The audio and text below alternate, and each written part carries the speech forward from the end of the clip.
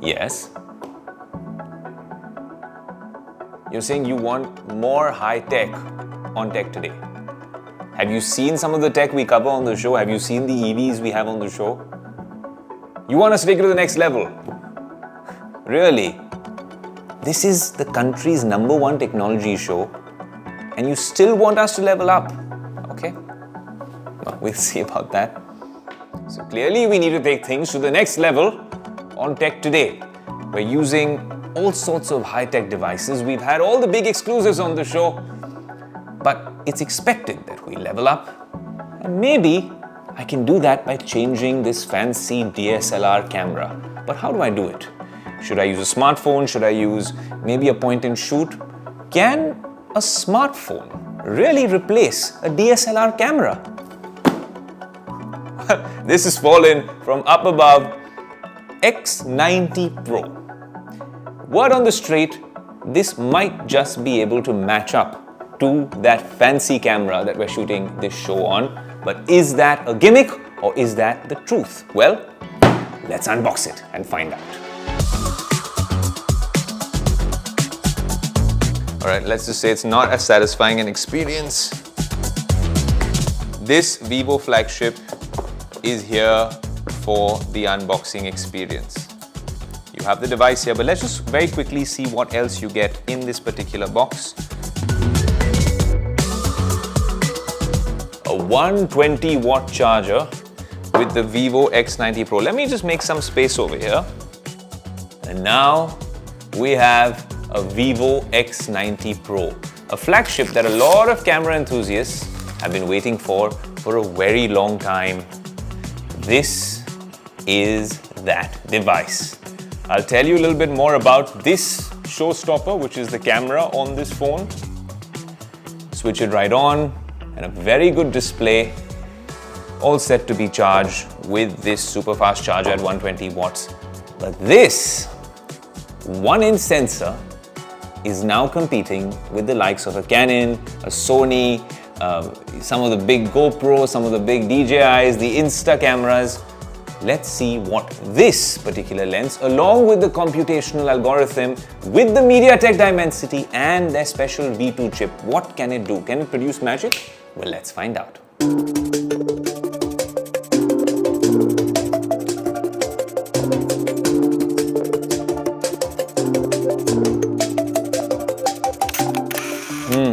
I can't wait to take this 1-inch camera and this fancy module out for a spin. But this is the Vivo X90 Pro flagship from Vivo. Since we are talking about the device and we will get to the elephant in the room, there are other things I can give you in my initial impressions, starting with the design. This leather-like finish is just amazing. I think this is what a lot of other flagship phones should be doing because it makes it so much more easy to handle and the grip is so much better. It's smooth. Sometimes when I am holding the 14 Pro Max without a cover, your hand starts hurting. And we've seen all sorts of weird disfigurations for many YouTubers who've been using these sharp-edge devices. This is far more comfortable to hold, so well done on that front. But then, this chrome tag that they've gotten, which just is baffling to me because this is a brilliant leather finish, the camera module looks like something from outer space, so this chrome badging here looks fine, the Zeiss looks fine as well.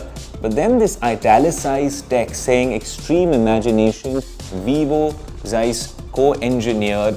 Well, it's a small design flaw, I'm nitpicking, but I'm going to say this right at the start, they could have done a better job with this particular branding. I think that is the tagline for the phone, but why should we only judge by what's on the outside? The beauty is on the inside, and on the inside of this device, there's a lot happening, especially to make this camera flagship.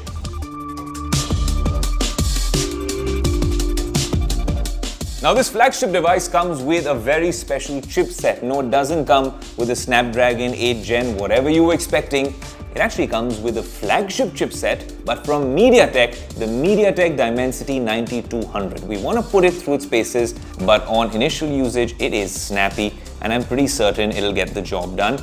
Also, when it comes to gaming, firstly, it's the design of the phone. It doesn't seem like something which would heat up like other metal or glass backs.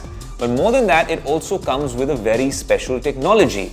And why I'm not worried about this phone heating up is because it comes with a bigger vapor cooling chamber than most devices. So all your temperature thermals will be steady and under control. This particular device comes with 12 GB of RAM. So I'm guessing gaming on this with MediaTek's focus on gaming now will be a cakewalk. But that's what we're talking about under the hood. Remember when double roles were a big deal in Bollywood, where you had maybe Salman Khan or Shah Rukh Khan playing two roles? Well, that happens out here as well. That MediaTek Dimensity chipset is just one end of the puzzle. To power this camera, Vivo has put their own V2 chip. Yes, we're going to be panning to this camera to talk about how the V2 chip is doing all the magic on this device. Honestly, when you do take photos, you can see that while all these cameras are great now, sensors are big, 1-inch sensor means more light comes in, there'll be better low light performance, good OIS, image stabilization will be good, cinematic mode will be made better with AI enhancements, all happening under the hood. So what have they done, the sort of magic they've done with this device? Okay, I've taken a photo which I will not reveal now because we'll be taking this out for a spin. But before we actually do, I do want to talk a little bit about the display on this device. Speaking of the display on the X90 Pro, it is quite a smooth 120 Hz experience, and honestly, quick user experience review that I have to tell you all about. I've used Vivo devices earlier on the show, but this is incredibly impressive. The good thing about this device is a lot of other manufacturers talk about flagships, but then they add all their bloatware and the Android experience does not seem like it's stock. Yes, there are a few things which have come in which are easily deletable, so to speak, but largely there's no bloatware. The display moves smoothly. It feels like a new ecosystem where you are genuinely getting, well, a flagship experience. Speaking of that experience, this device comes with a 6.78-inch AMOLED display.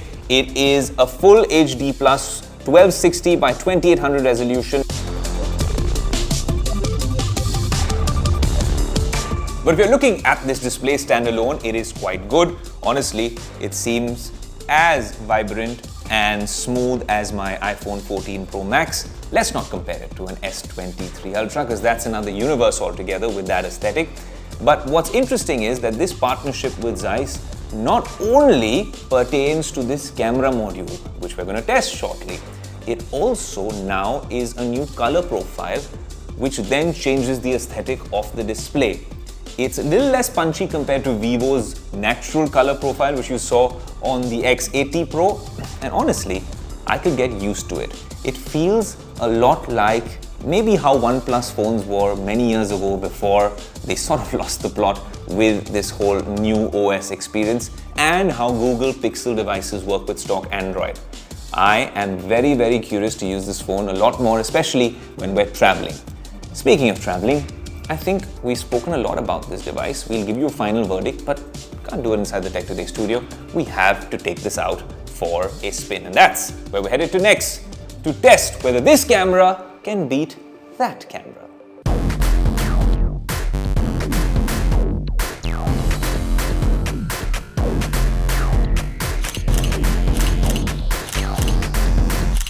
Well, like I said, we needed to take this phone for a little bit of a ride outdoors, and what better place than to do this here in Mumbai. I'll give you a quick 360. This is a skating rink that you will only see here in Mumbai. And I'm going to step out over here because there's a bunch of soon-to-be Tony Hawk Pro skaters over here and tell you a little bit more about the camera on this particular device. Now, this device, of course, the 1-inch sensor does a stellar job at really bringing in low-light situations, enhancing the image with that V2 chip as well. And then you have a 50 megapixel, then a 50 megapixel telephoto, and then a 12-inch ultra-wide. But while it does get better in a lot of departments from last year, the X80 Pro, there are a few departments which are lacking, which I will tell you about as you adore some of these skaters. Number one, if you are using the selfie camera for video, then you are limited to 1080p and it can only go up to 60 FPS. And of course, it doesn't even have a lot of optical zoom out there. The 50 megapixel telephoto lens does take some great shots in all of the situations we put it in. But remember, optical zoom is only 2x, and even if you compare it to last year's phone, which was 5x optical zoom, then we're talking about a very different device. But yes, if you're talking about stills and even the cinematic mode on this, there's all sort of Zeiss filters as well, but in low light situations this phone does really well. In fact, even if you compare it to the iPhone 14 Pro Max, just purely on photos on the device, let's not talk about uploading on Instagram and other social media, because then optimization comes in. This device honestly is comparable to that particular DSLR we're using in a lot of situations. And that's because obviously there's a computational algorithm. It's the artificial intelligence and all the hardware and software at work in this particular device, which are enhancing the images. That's how smartphones work. But yes, the final output is fantastic, and we'll give you the final verdict when we go back to the studio. But look at some of these photos even in the studio. Can you tell which one is a DSLR shot and which one is from the X90 Pro? It's not that easy. Look, in brightly lit scenarios like this, most devices do well, but this device does exceptionally well, and we can safely say that from some of these shots that you're seeing on the screen, that this device is perhaps one of the best smartphone cameras ever made, and one of the best smartphone cameras that we have had on tech today. Let's be honest with the verdict. This is an initial verdict of our initial impressions, not an in-depth review, so to speak, somewhere in between a review with the device, because we spent a couple of days with it, and our initial impressions. Is this a flagship smartphone? There's no doubt about that. They have packed a punch in every department. Hardware, software, camera, mind-blowing stuff. A lot of other manufacturers can learn from this. But can this replace the iPhones and the Galaxy devices and maybe the Pixels in some of your pockets and your hands? I'm not quite sure, but if you are a true blue smartphone photography enthusiast, then this one will be a very interesting proposition for you. I think if you're into still photos, the Google Pixel and this particular device, the X90 Pro, would be at the top of your list. I would easily recommend the Google Pixel 7 Pro in terms of the stock Android experience, but I will maybe be mincing my words because the Android experience on this device is not that bad after all. Well, judging from our experience, can this camera on the X90 Pro replace your DSLR camera or all the high-end devices we use on tech today? Maybe not just yet, but the fact that this is one of the top contenders to do that one day, and Vivo's been doing it year after year, and the fact that it's being spoken of in the same breath as professional cameras, which are 3, 4, 5 times the cost of this one device, which will always be there in your pocket, is a compliment to what Vivo is doing with their flagship devices.